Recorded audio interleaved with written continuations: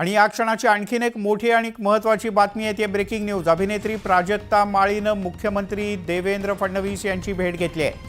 मुख्यमंत्र्यांच्या सागर या निवासस्थानी अभिनेत्री प्राजक्ता माळीनं मुख्यमंत्र्यांची भेट घेतली आहे। भाजपचेच आमदार असलेल्या सुरेश धस यांनी माफी मागावी अशी थेट मागणी प्राजक्तानं केली आहे। सुस्मिता भदाणे आपल्या प्रतिनिधी आपल्यासोबत आहेत। सुस्मिता, किती वेळापूर्वी ही भेट झाली, किती वेळाची भेट झाली आणि काय मागणी केली प्राजक्तानं? साधारणपणे 10 ते 15 मिनिटं ही भेट झालेली आपल्याला पाहायला मिळते। प्राजक्ता माळी यांनी ज्या पद्धतीने सुरेश धस यांनी त्यांचं नाव घेतलेलं आहे आणि कुठेतरी कलाकार म्हणून आमचा अपमान होतो आहे, आम्हाला जाणून बुजून या राजकारणामध्ये घेतलं जातं, अशा पद्धतीची मागणी त्यांची होती आणि त्याच निमित्तानं त्यांनी थेट मुख्यमंत्र्यांची भेट घेतलेली आहे।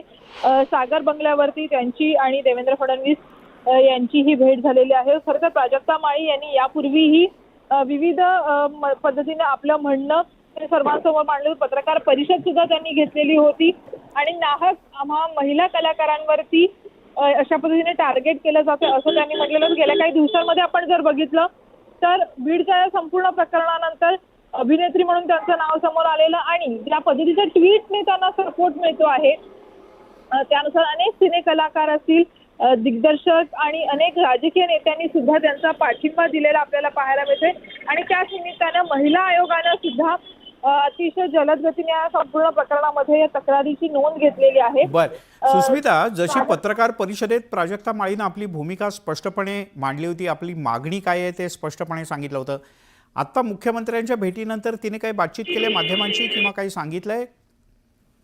नाही, प्राजक्ता माळीने थेट आपलं संवाद नेमका मुख्यमंत्र्यांसोबत काय झाला हे जरी स्पष्ट केलेलं नसलं तरी सुद्धा येत्या काही दिवसांमध्ये तिच्या संपूर्ण टीमकडनं कायदेशीर नोटीस ही बजावली जाणार आहे आणि त्या निमित्तानं सुद्धा कायदेशीर सल्ला घेतला जात आहे। स्वतः राज्याच्या प्रमुखांना जाऊन ती भेटलेली आहे, त्यामुळं एकूणच गृह विभाग असेल किंवा इतर यंत्रणा या संपूर्णपणे कसं कारवाई करतात हे बघणं महत्त्वाचं आहे। खरं तर भाजपच्याच आमदारांवरती तिने आक्षेप नोंदवलेला आहे, त्यामुळे पक्षाच्या दृष्टीने आणि राज्याचे प्रमुख या दोन्ही दृष्टीने नेमकं देवेंद्र फडणवीस कशा पद्धतीनं।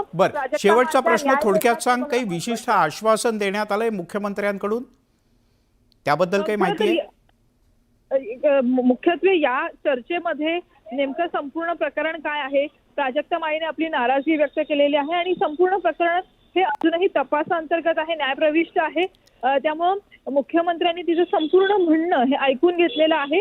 प्राजक्ताने स्वतः कोणती प्रतिक्रिया अजून दिलेली नाही, त्यामुळे नेमकं या भेटीमध्ये काय घडलं हे स्पष्टपणे सांगता नाही येणार, परंतु एकूणच ज्या पद्धतीचं स्टेटमेंट यापूर्वी प्राजक्ताने केलेलं आहे, यापूर्वी तिचा फोनवरनं सुद्धा देवेंद्र फडणवीस यांच्याशी चर्चा झालेली होती आणि आज त्यांनी प्रत्यक्ष भेट घेतलेली आहे। सुस्मिता, तुर्तास धन्यवाद या सगळ्या सविस्तर माहितीबद्दल।